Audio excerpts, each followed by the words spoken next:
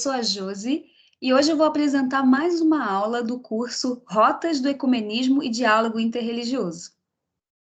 Então, como bons teólogos que nós pretendemos nos formar no nosso curso, nós precisamos trazer as bases bíblicas para tratar desse assunto que nós nos propomos conversar um pouquinho no dia de hoje. O objetivo geral, então, é apontar uma forma de ler e interpretar a Bíblia a partir dos valores do ecumenismo e do diálogo interreligioso, realizando uma teologia prática, quer dizer, para além das discussões filosóficas de conceitos e abstrações, nós queremos, através desse curso e dessa conversa, procurar encontrar maneiras de uma melhor convivência entre as pessoas, nos diferentes espaços onde existem como individualidades, essas diferenças, as pessoas levam para os ambientes onde elas frequentam as diferenças de suas orientações, sejam religiosas ou sejam espirituais. Então, como objetivos específicos, nós vamos definir e aplicar a hermenêutica ecumênica. Não vamos nos preocupar com essa palavra agora, difícil, hermenêutica, porque nós vamos falar um pouquinho dela daqui a pouquinho no nosso curso. Vamos apresentar, como nós dissemos, uma teologia prática que proporcione um ambiente fraterno, de respeito às diferenças religiosas, e apresentar referências bíblicas para o ecumenismo e diálogo interreligioso no Antigo, no Novo Testamento, como também na própria composição da estrutura bíblica, como ela lida com essas diferenças. Então, como nós prometemos, vamos falar sobre a hermenêutica. O que é a hermenêutica? Ela é a ciência ou arte de interpretar, tornar algo compreensível. Essa palavra, ela é uma herança da cultura grega, porque no panteão dessa cultura, dos deuses dessa cultura, havia Hermes, que era responsável por tornar possível a compreensão de conhecimentos não acessíveis ao intelecto humano. Era o poder desse deus, fazer essa transmutação de significados para que a mente humana pudesse compreender. E a hermenêutica, que é essa arte, dentro da teologia, ela se usa de um método. E esse método é chamado de exegese. A exegese existe, na verdade, ela é a aplicação de métodos de interpretação, que podem variar, podem ser alegóricos, fundamentalistas, podem ser histórico-críticos, são os métodos que a hermenêutica utiliza para interpretar e tornar compreensíveis os conceitos bíblicos.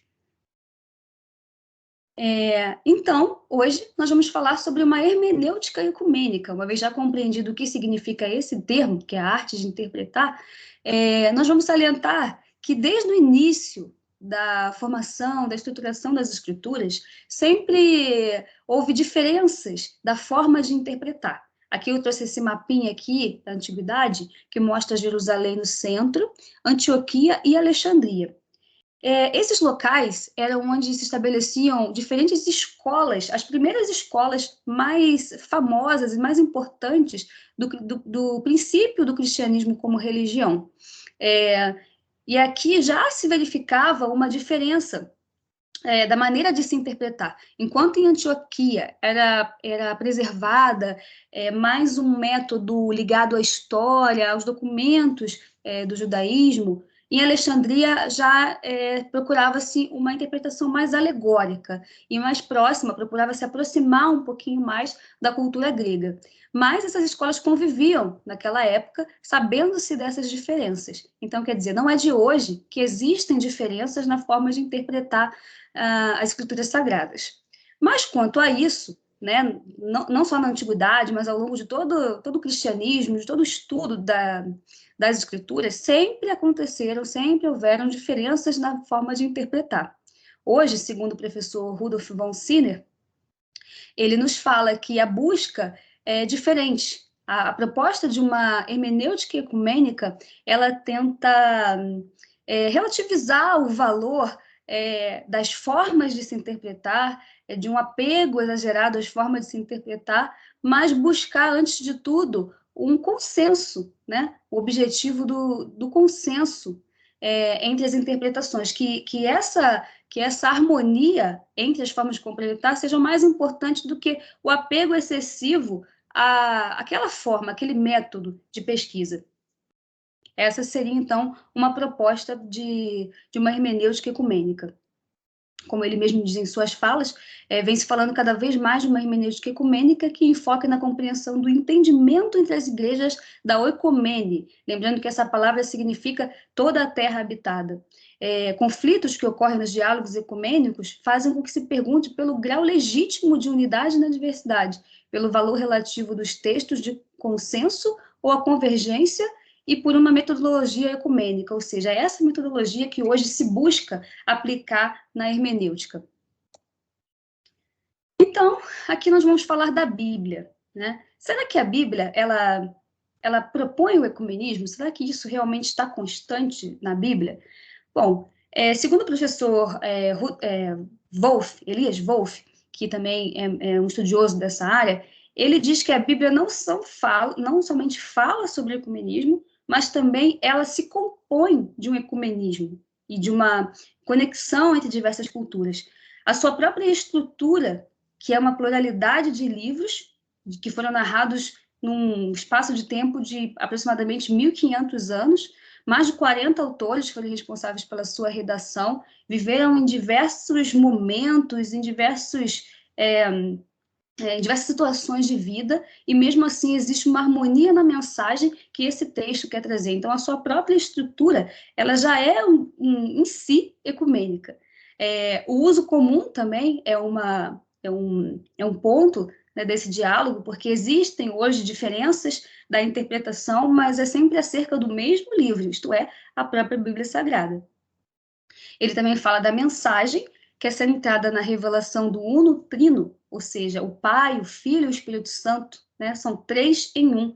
Isso já revela uma comunhão e uma proposta de unidade, né? Entre aquele que se revela para a humanidade, que ao mesmo tempo é 3 e é 1, o Pai, o Filho e o Espírito Santo. E essa triunidade, né, é guiada pelo seu elemento do Espírito Santo, que faz justamente, que guia realmente aqueles que representam e se propõem a viver essa mensagem a um entendimento entre si e para com a humanidade. No texto de Ezequiel, isso aí está bem claro, nós vamos falar um pouquinho desse texto também um pouquinho mais à frente.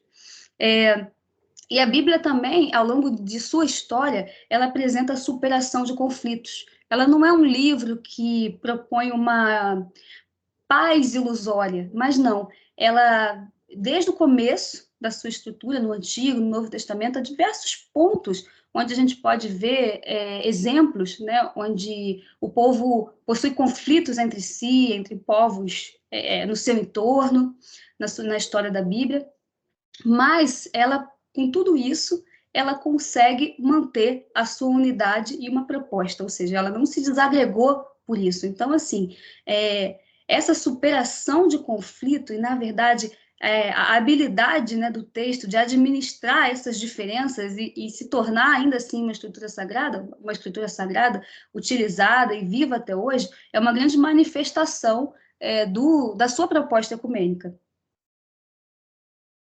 Então, vamos então para dentro da Bíblia Sagrada e ver onde está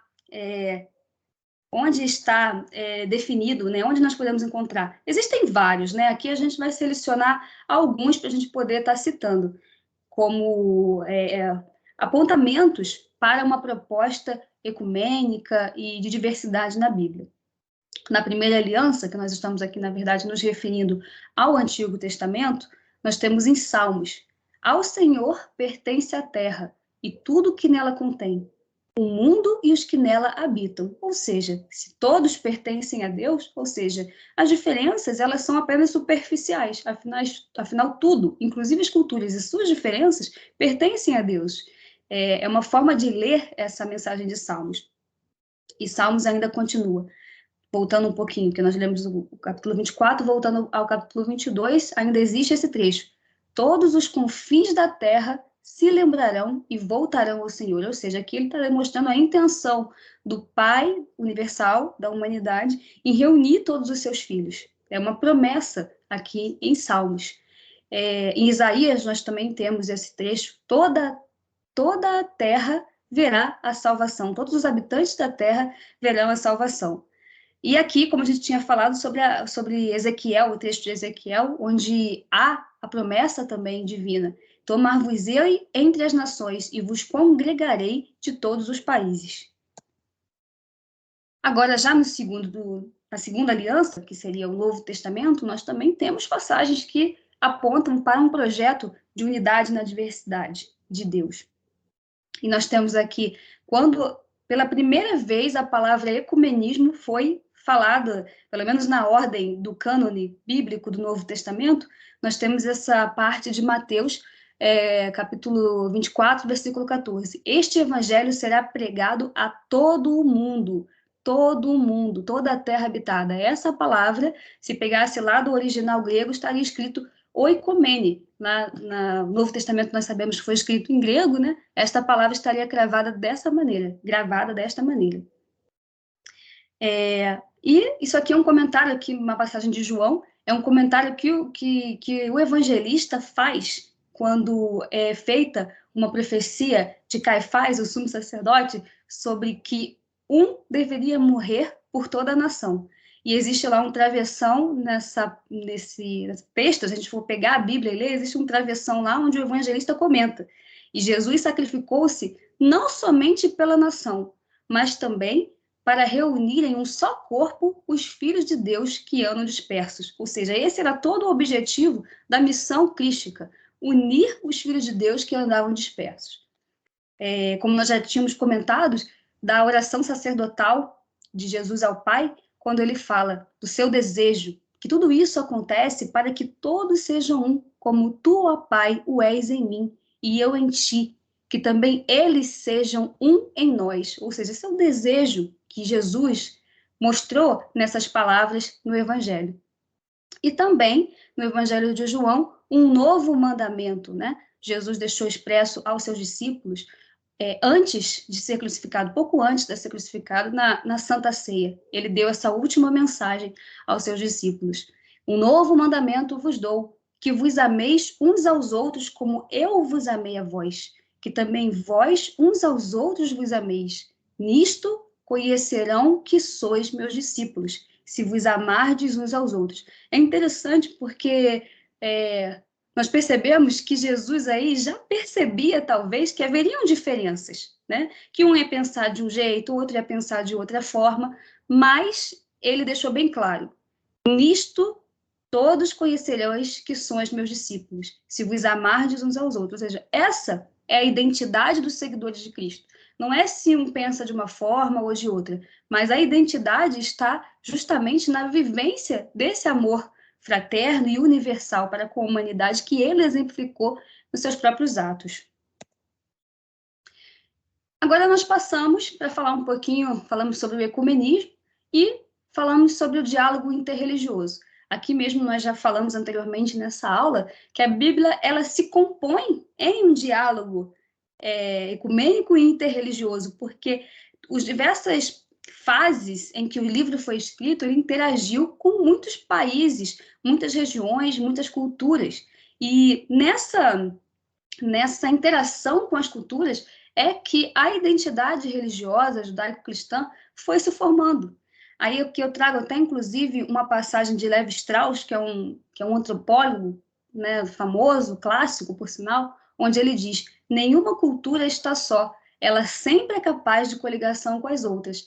E é justamente hoje, se discutindo na antropologia, a cultura ela é justamente fruto da diferença. Somente quando a gente convive com aquele que é diferente é que a gente se identifica como cultura. Então, assim, é impossível dizer que a Bíblia não se formou, não é fruto justamente de diversas interações religiosas e culturais. E aqui nós pegamos também, como fundamentação bíblica, um trecho que pode nos trazer essa questão do diálogo interreligioso, que é a passagem constante no Evangelho. Nós vamos pegar aqui a versão de Mateus, capítulo 15, versículos de 21 a 28, que é o diálogo de Jesus com a mulher cananeia. Então vamos ler aqui esse trechinho.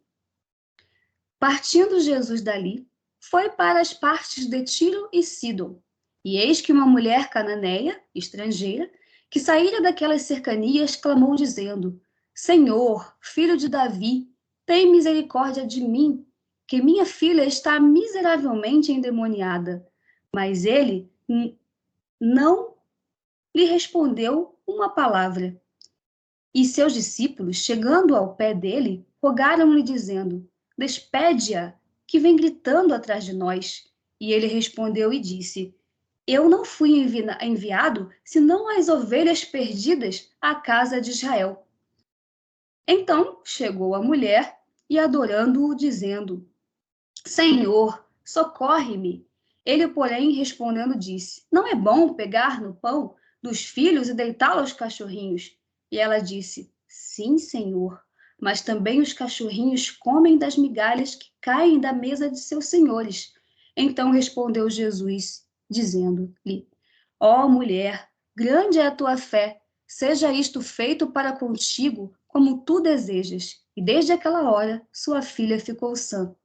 Muito interessante essa passagem. Além da persistência que a mulher apresenta ao solicitar Jesus, a gente vê aí um diálogo interreligioso, mas um ponto interessante de se mostrar aqui, porque Jesus permite ser interrogado pela mulher. Ou seja, nós vimos lá em Mateus aquela intenção que o evangelho seja pregado, ou seja, falado, comunicado a outras culturas, a outras partes da terra. Mas aqui Jesus, ele é interrogado por uma mulher, ele atende ao pedido, ele já tinha dado uma resposta a ela, e ela o interroga.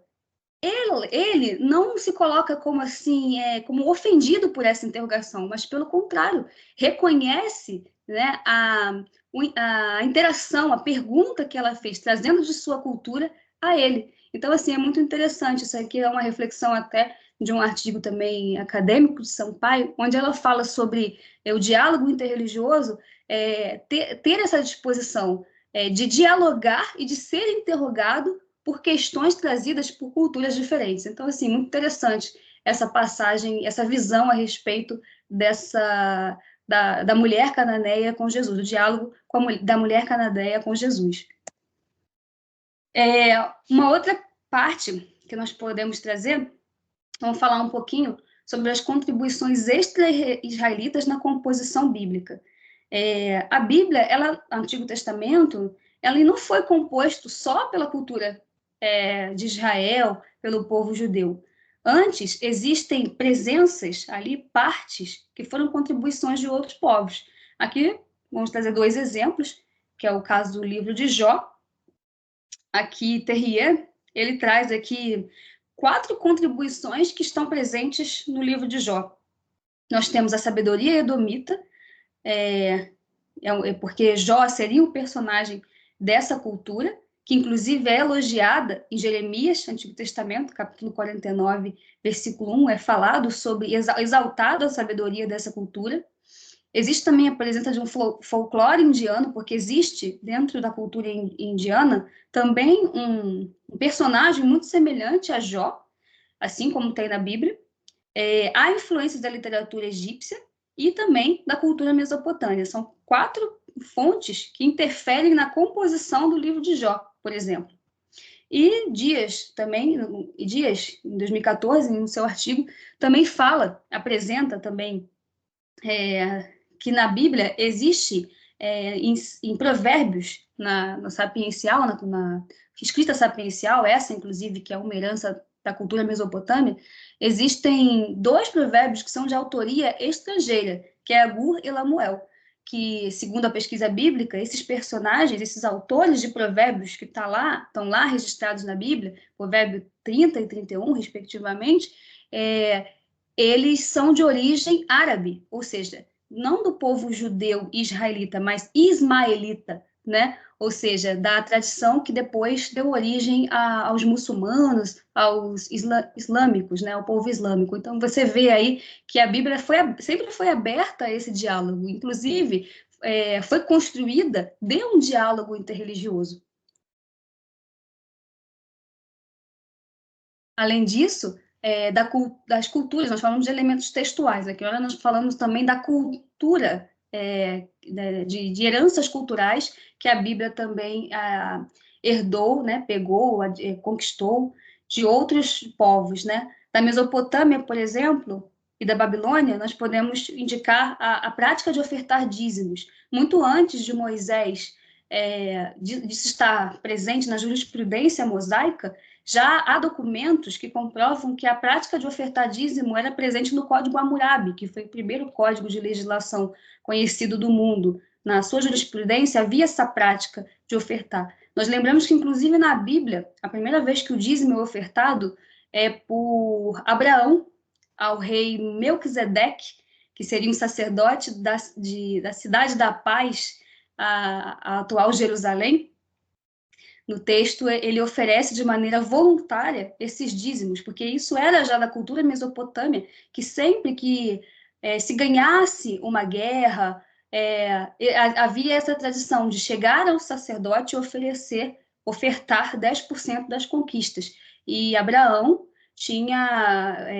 fez essa oferta, né, em reconhecimento, em gratidão por ter conseguido libertar o seu irmão Ló, que havia sido preso por um outro povo. Além disso, nós temos o estilo literário sapiencial, que nós falamos no slide anterior, que contribuiu para o livro de Jó e o livro de Provérbios, que fazem parte desse estilo literário. Da Pérsia, nós também temos uma herança na cultura, na forma de se pensar, que é o dualismo e a angiologia, a angiologia do gênero literário apocalíptico. Por exemplo, desde os primeiros escritos bíblicos, nós temos a presença, a fala sobre anjos, mas depois da interação do povo israelita com o povo da Pérsia, essa angiologia tomou um novo formato.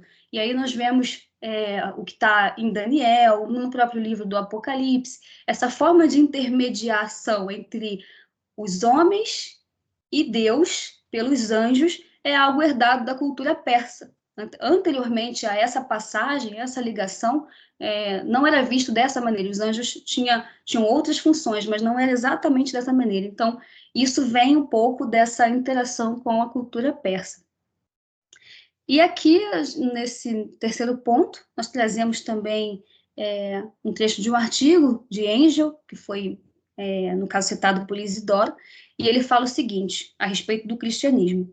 O judaísmo não foi o único berço do cristianismo primitivo, mas havia diversas outras correntes, como o gnosticismo, religiões de mistérios gregas e orientais, magias, astrologias, politeísmo pagão, histórias de homens divinos e seus milagres, filosofia helenista, popular, com influência de cultos pagãos, não judeus, e também a influência da imaginação e da linguagem religiosa helenista na diáspora, ou seja, de quando os judeus saíram de sua terra e foram para outras regiões. Então, eles também tiveram contato com a cultura helenista. Ou seja, houve muitas contribuições para a formação do cristianismo. E, assim, todas essas contribuições questionaram o cristianismo, a forma de crer. E qual é a resposta que os cristãos dão a toda essa contribuição? Aí a gente pega aqui um trecho de Gálatas, do apóstolo Paulo, onde ele fala: não há judeu nem grego, não há servo nem livre, não há homem nem mulher, porque todos vós sois um em Cristo Jesus. Ou seja, o que quer dizer isso? Não, ao contrário do que se possa pensar de um primeiro momento, é a anulação das diferenças, mas não é isso. É justamente a transcendência das diferenças. Como nós falamos sobre espiritualidade, religião, nós entramos no campo da transcendência, ou seja, justamente o que nós falamos sobre unidade na diversidade, ou seja, na diferença encontrar a unidade, que é a realidade comum de todos serem filhos de Deus, irmãos em Cristo. Ou seja, nas diferenças, por mais que nós sejamos diferentes, somos um em Cristo. Então, assim, é muito interessante. Essa é uma nova proposta, uma virada de chave do cristianismo em relação a outras culturas. Nesse diálogo, a todos os questionamentos que as culturas faziam aos seguidores de Cristo, respondia-se dessa maneira, dessa nova proposta de salvação universal para toda a humanidade. Então, aqui nós podemos considerar que o cristianismo, sim, desde o começo, é uma proposta universalista, de unificação de toda a humanidade. Em um plano salvífico de Deus, universal para toda a humanidade, como nós estávamos falando anteriormente, nós vemos claramente em Atos dos Apóstolos, que faz parte da obra de Lucas. Hoje a pesquisa discute um pouco a respeito da autoria de Lucas, dos textos do Evangelho e de Atos. Porém, porque questões de autoria na antiguidade eram vistas de uma maneira diferente de hoje. Mas o fato de Lucas, a personagem Lucas, ser o porta-voz dessa mensagem, em si já é uma manifestação de respeito à diferença, porque é um personagem gentílico, ou seja, que não vem da tradição judaica, e, além de tudo, ligado à ciência, um homem da ciência, ou seja, extrapola até mesmo o campo da religião, quando ele se torna o porta-voz da mensagem do Evangelho de Lucas, o personagem, a referência para o Evangelho de Lucas e para o livro de Atos dos Apóstolos. Então, vamos ao trechinho aqui do Pentecostes, para ilustrar mais um pouquinho essa nossa conversa sobre ecumenismo e diálogo interreligioso. E em Jerusalém estavam habitando judeus, homens religiosos de todas as nações que estão debaixo do céu. E quando aquele som ocorreu, ajuntou-se uma multidão e estava confusa, porque cada um ouvia na sua própria língua. E todos pasmavam e se maravilhavam, dizendo uns aos outros: Pois o quê? Não são galileus todos esses homens que estão falando? Como, pois, os ouvimos cada um em sua própria língua em que somos nascidos? Então, é muito interessante o Pentecoste, porque ele também leva a essa questão do diálogo interreligioso. Porque quando nós falamos de língua, não é apenas o idioma que nós estamos falando aqui, mas todas as culturas envolvidas. Lembramos que a língua, a palavra, ela é criadora, tanto para a cultura judaica, onde se falava do dabar, a palavra de Deus, e disse Deus, faz-se os mares, a natureza, desde Gênesis, a palavra de Deus é criadora. No hebraico, nós temos a palavra dabar. Na cultura grega, nós temos o logos, né? O logos grego, que também era o princípio de todas as coisas. E depois foi traduzido para a versão latina do verbo, o verbo de Deus, que foi atribuído a Cristo. Então, assim, quando nós falamos que todos ouviram em sua própria língua, na verdade, a grande mensagem é isso.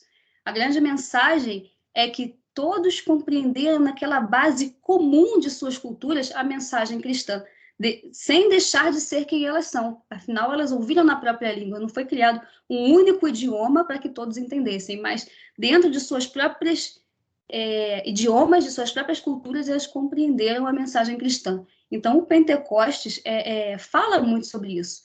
Hoje, falar-se de um Pentecostes é o que hoje se chama de uma missão ou de uma evangelização enculturada, onde procura-se essa base comum para nós podermos conversar com aquele que é diferente.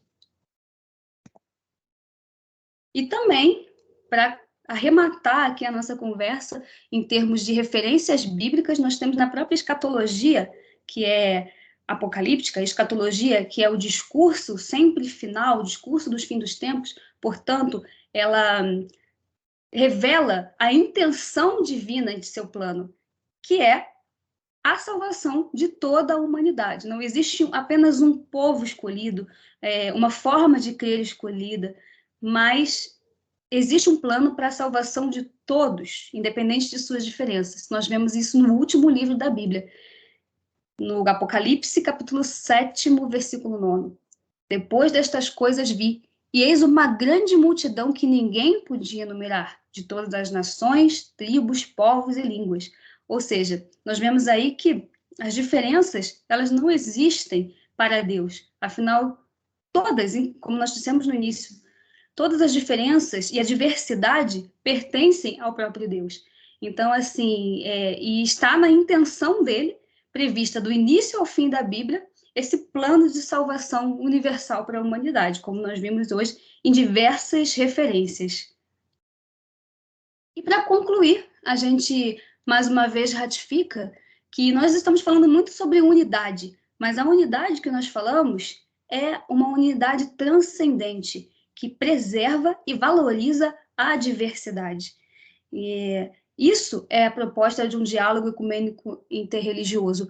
Não é uma anulação da diferença, mas a transcendência dessa diferença. Essa é a nossa conclusão da aula no dia de hoje. A compreensão de que não é deixar de ser quem se é, né? Mas é a valorização do outro, cada um valorizando o outro como ele é.